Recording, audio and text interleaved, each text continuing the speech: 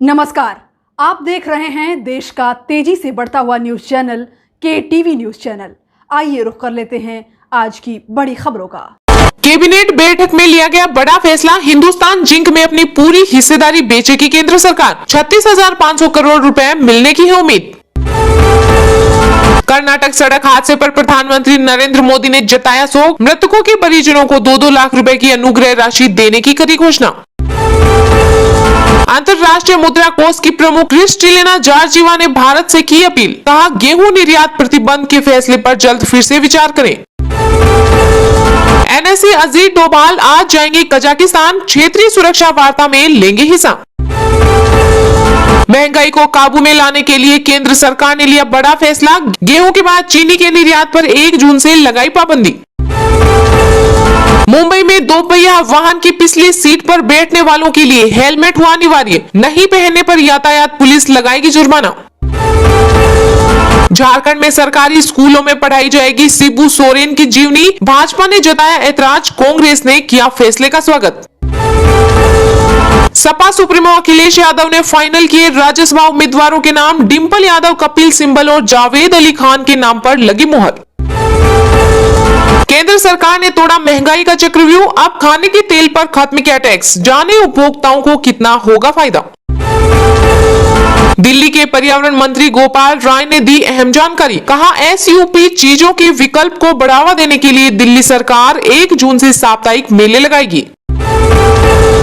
Release से पहले 1 जून को केंद्रीय गृह मंत्री अमित शाह देखेंगे अक्षय कुमार की पृथ्वीराज, फिल्म निर्देशक चंद्र प्रकाश द्विवेदी ने दी जानकारी। राजस्थान सरकार का बड़ा ऐलान, राज्य के हर जिले में बनेंगी लव कुश वाटिकाएं, CM गहलोत ने दिए निर्देश, कहा वन्य जीवों से छेड़छाड़ करने के लिए प्रशासन सख्त हो। कांग्रेस ने नेताओं को पार्टी के लिए भारतीय राष्ट्रीय कांग्रेस नाम का इस्तेमाल करने की दी सलाह। वृंदावन में श्रद्धालुओं को मिलेगा मुफ्त भोजन, यूपी के मुख्यमंत्री योगी आदित्यनाथ करेंगे अन्नपूर्णा भोजनालय की शुरुआत। नई तहसीलों उप तहसीलों को मिलेगा पंजीयन का अधिकार, राजस्थान के CM गहलोत ने दी मंजूरी। जातीय जनगणना पर सर्वदलीय बैठक के लिए तारीख हुई तय, 1 जून को एक साथ बैठेंगे बिहार के सभी सियासी दल। कीर्ति चिदम्बरम की बड़ी मुश्किलें, चीनी नागरिकों को अवैध तौर पर वीजा दिलाने के मामले में CBI के बाद अब ED ने भी दर्ज किया केस। ज्ञानव्यापी विवाद पर बीजेपी के दावों का AIMIM के प्रमुख असदुद्दीन ओवैसी ने दिया जवाब, मुगलों से की सम्राट अशोक की तुलना। कपिल सिब्बल समाजवादी पार्टी से जाएंगे राज्यसभा, सपा सुप्रीमो अखिलेश यादव की मौजूदगी में भरा नामांकन, कहा 16 मई को छोड़ी थी कांग्रेस। भाजपा राज्यसभा सांसद हरनाथ सिंह यादव ने जिन्ना से की असदुद्दीन ओवैसी की तुलना, कहा देश को बर्बाद करने पर तुले हैं AIMIM प्रमुख। आधे हिस्से में डेबिट, आधे में क्रेडिट, बाजार में आया अनोखा कार्ड, जो दोनों का एक साथ करेगा काम, जाने पूरी डिटेल। ममता बनर्जी के मंत्रिमंडल में फेरबदल की अटकलें हुई तेज, बाबुल सुप्रीमो बन सकते हैं मंत्री। बिहार में जातिगत जनगणना का समर्थन करेगी बीजेपी, JDU से किया वादा।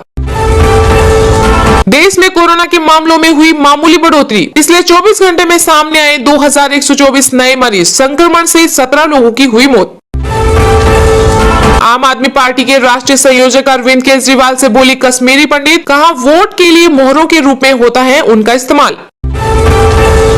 यासीन मलिक को लेकर बोली महबूबा मुफ्ती, कहा मुसलमानों को कुचल रही बीजेपी सरकार। पूजा स्थल कानून को सुप्रीम कोर्ट में चुनौती, अखिल भारतीय संत समिति के महामंत्री स्वामी जितेंद्रानंद ने कहा गलत कानून के कारण अपने अधिकारों की कुर्बानी नहीं दे सकते। IDFC फास्ट बैंक के ग्राहकों को मिली बड़ी खुशखबरी, बैंक ने बढ़ाई फिक्स्ड डिपॉजिट पर ब्याज दरें, जाने लेटेस्ट रेट। सोनू सूद ने बिहार की दिव्यांग बिटिया सीमा से किया वादा, कहा दोनों पैरों पर चलने का समय आ गया। धन शोधन मामले में निलंबित IAS पूजा सिंघल की बड़ी मुश्किलें, 8 जून तक भेजी गई न्यायिक हिरासत में। कैबिनेट बैठक में लिया गया बड़ा फैसला, हिंदुस्तान जिंक में अपनी पूरी हिस्सेदारी बेचेगी केंद्र सरकार, 36,500 करोड़ रुपए मिलने की है उम्मीद। जी हां, प्रधानमंत्री नरेंद्र मोदी की अध्यक्षता में कैबिनेट की बैठक ने हिंदुस्तान जिंक में हिस्सेदारी बिक्री को मंजूरी दे दी। केंद्र सरकार हिंदुस्तान जिंक में अपनी पूरी हिस्सेदारी बेचेगी। इस सरकारी कंपनी में सरकार की हिस्सेदारी 29.54% है। हिस्सेदारी बिक्री से सरकार को लगभग 36,500 करोड़ रुपए मिलने की उम्मीद है। कैबिनेट की स्टेक सेल्स के फैसले से हिंदुस्तान जिंक का शेयर 7.28% चढ़ गया है। सरकार ने वित्त वर्ष 2023 के लिए 65,000 करोड़ रुपए के विनिवेश लक्ष्य का अनुमान लगाया है। केंद्र ने चालू वित्त वर्ष में अब तक विनिवेश के माध्यम से लगभग 33.575 करोड़ रुपए जुटाए हैं। इसमें से 20.560 करोड़ LIC के IPO से और 3,000 करोड़ रुपए सरकारी एक्सप्लोरर ONGC में 1.5% की बिक्री से है। सरकार ने भारत पेट्रोलियम कॉर्पोरेशन लिमिटेड के प्राइवेटाइजेशन की प्रक्रिया को फिलहाल रोक दिया है। BPCL की रणनीतिक बिक्री को जियोपॉलिटिकल टेंशन के मद्देनजर निवेशकों की कम प्रतिक्रिया के कारण बंद कर दिया गया। SC का विनिवेश भी समय से पीछे चल रहा है। महंगाई को काबू में लाने के लिए केंद्र सरकार ने लिया बड़ा फैसला, गेहूं के बाद चीनी के निर्यात पर 1 जून से लगाएगी पाबंदी। जी हां, महंगाई रोकने के लिए केंद्र सरकार ने एक और बड़ा फैसला लिया है। गेहूं के निर्यात पर रोक लगाने के बाद सरकार ने अब चीनी के एक्सपोर्ट पर भी बैन लगा दिया है। सरकार ने चीनी निर्यात को 100 लाख टन तक की सीमित करने का फैसला किया है। केंद्र की मोदी सरकार ने कहा कि चीनी की बढ़ती कीमतों को रोकने और देश में इसकी सुचारू सप्लाई जारी रखने के लिए यह फैसला लिया गया है। यह पाबंदी 1 जून से अगले आदेश तक लागू होगी। चीनी मिलों और निर्यातकों को 1 जून के बाद निर्यात के लिए सरकार से एक्सपोर्ट रिलीज ऑर्डर के रूप में मंजूरी लेनी होगी। केंद्र सरकार ने चीनी मौसम 2021-22 के दौरान घरेलू उपलब्धता और मूल्य स्थिरता बनाए रखने के उद्देश्य से 100 लाख मैट्रिक टन तक चीनी के निर्यात की अनुमति देने का निर्णय लिया है। DGFT द्वारा जारी आदेश के अनुसार 1 जून 2022 से 31 अक्टूबर 2022 तक या अगले आदेश तक चीनी के निर्यात की अनुमति चीनी निदेशालय, खाद्य एवं सार्वजनिक वितरण विभाग की विशिष्ट अनुमति के साथ दी जाएगी। केंद्र सरकार ने तोड़ा महंगाई का चक्रव्यूह, अब खाने के तेल पर खत्म किया टैक्स, जाने उपभोक्ताओं को कितना होगा फायदा। जी हां, बढ़ती महंगाई से जनता को राहत देने के लिए मोदी सरकार ताबड़तोड़ फैसले ले रही है। पेट्रोल, डीजल और गैस सिलेंडर के बाद अब खाने का तेल भी सस्ता होगा, क्योंकि सरकार इस पर आयात शुल्क से छूट देने जा रही है। सरकार की ओर से जारी नोटिफिकेशन में कहा गया है कि सोयाबीन और सूरजमुखी तेल का 1 साल में 20 लाख मैट्रिक टन आयात बिना शुल्क के किया जा सकेगा। कारोबारियों को यह छूट 25 मई 2022 से 31 मार्च 2024 तक मिलेगी। इंपोर्ट ड्यूटी और सेस में इस कटौती से ग्राहकों के लिए खाने का तेल सस्ता हो जाएगा। सरकार ने यह फैसला ऐसे समय लिया है जब देश में खाने के तेल की कीमतें पिछले 2 साल में 2 गुनी से ज्यादा बढ़ चुकी हैं। सरकार ने सूरजमुखी और सोयाबीन तेल की कीमतों में कटौती के लिए इन दोनों तेल के आयात पर लगने वाली इंपोर्ट ड्यूटी पूरी तरह खत्म कर दी है। साथ ही एग्रीकल्चर डेवलपमेंट के रूप में वसूले जाने वाले 5% सेस को भी खत्म करने का फैसला लिया है। इस कदम से आयातित खाद्य तेल की कीमत घट जाएगी और इसका सीधा फायदा खुदरा बाजार में उपभोक्ताओं को भी मिलेगा। आधे हिस्से में डेबिट, आधे में क्रेडिट, बाजार में आया अनोखा कार्ड जो दोनों का एक साथ करेगा काम, जाने पूरी डिटेल। जी हां, पेमेंट कंपनियां और बैंक आजकल नए तरह के डेबिट और क्रेडिट कार्ड जारी करती है। हर कार्ड की अपनी अलग खासियत होती है। खासियत और विशेषताओं के आधार पर ही ग्राहक कार्ड लेते हैं और इस्तेमाल करते हैं। इसमें एक कदम और आगे बढ़ाते हुए कुछ बैंकों ने ऐसा कार्ड लॉन्च किया है जिसमें डेबिट और क्रेडिट दोनों एक साथ होंगे। आधा डेबिट तो आधा क्रेडिट कार्ड का फायदा मिलेगा। यह ऐसा कार्ड होगा जो दोनों काम एक साथ करेगा। ग्राहक इसी कार्ड से डेबिट और इसी कार्ड से क्रेडिट की सुविधा ले सकते हैं। बैंकों ने इसे कॉम्बो ऑफर का नाम दिया है। इंडसंस और यूनियन बैंक ने इस तरह का कॉम्बो कार्ड लॉन्च किया है।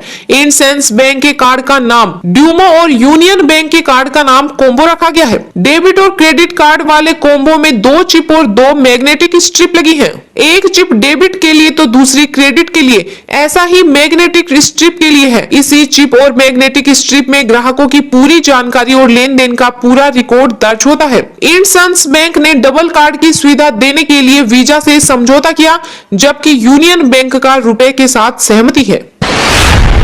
IDFC फर्स्ट बैंक के ग्राहकों को मिली बड़ी खुशखबरी।